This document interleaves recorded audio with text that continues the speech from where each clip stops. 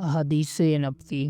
جرا بن ملی کہتے ہیں میں نے جابر بن یزید جعفی کو یہ کہتے سنا، میرے پاس ابو جعفر یعنی محمد باقر بن علی بن حسین بن علی رضی اللہ تعالیٰ عنہ کی 70,000 حدیثیں ہیں جو سب کی سب رسول اللہ صلی اللہ علیہ وآلہ وسلم سے روایت کی گئی ہیں۔ صحیح مسلم حدیث نمبر 55۔ احادیث نبوی۔ ظاہر کہتے ہیں جابر نے کہا یا میں نے جابر بن یزید کو یہ کہتے سنا، بلا شبہ میرے پاس 50,000 حدیثیں ایسی ہیں جن میں سے میں نے کوئی حدیث بیان نہیں کی۔ پھر ایک دن اس نے ایک حدیث بیان کی اور کہا یہ ان 50,000 حدیثوں میں سے ایک ہے۔ صحیح مسلم حدیث نمبر 56۔ احادیث نبوی۔ سلام بن ابی مطاع کہتے ہیں میں نے جابر جعفی کو یہ کہتے سنا، میرے پاس رسول اللہ صلی اللہ علیہ وآلہ وسلم سے روایت کردہ 50,000 حدیث ہیں۔ صحیح مسلم حدیث نمبر 57۔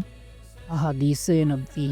سفیان بن عیینہ نے کہا میں نے ایک آدمی سے سنا، اس نے جابر سے ارشاد ربانی فلن ابرح الارض حتى يأذن لي ابي او يحكم الله لي وهو خير الحاكمين، یعنی اب میں اس زمین سے ہرگز نہ ہلوں گا یہاں تک کہ میرا باپ مجھے اجازت دے یا اللہ میرے لیے فیصلہ کر دے، اور وہ سب فیصلہ کرنے والوں سے بہتر ہے کے بارے میں سوال کیا تو جابر نے کہا اس کی تفسیر ابھی ظاہر نہیں ہوئی۔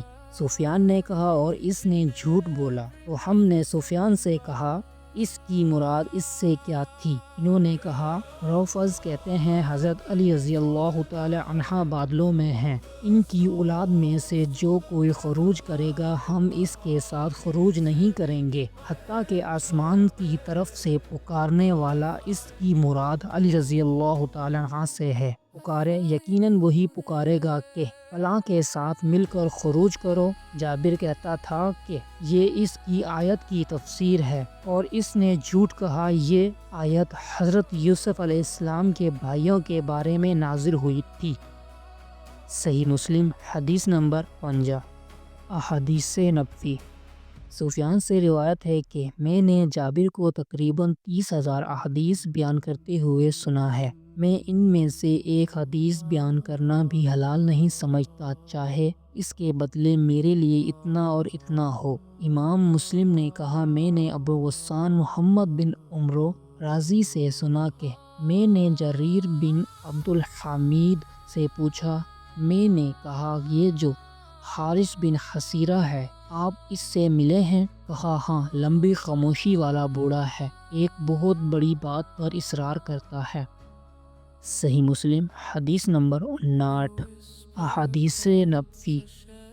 عبد الرحمن بن مہدی نے حماد بن زید سے روایت کی کہا ایوب نے ایک دن ایک شخص کا ذکر کیا اور کہا وہ گنج زبان، جھوٹا، تہمت تراش اور بد زبان تھا، اور دوسرے کا ذکر کیا تو کہا وہ رقم اشیاء پر لکھی ہوئی قیمت میں اضافہ کر دیتا تھا۔ صحیح مسلم حدیث نمبر 60۔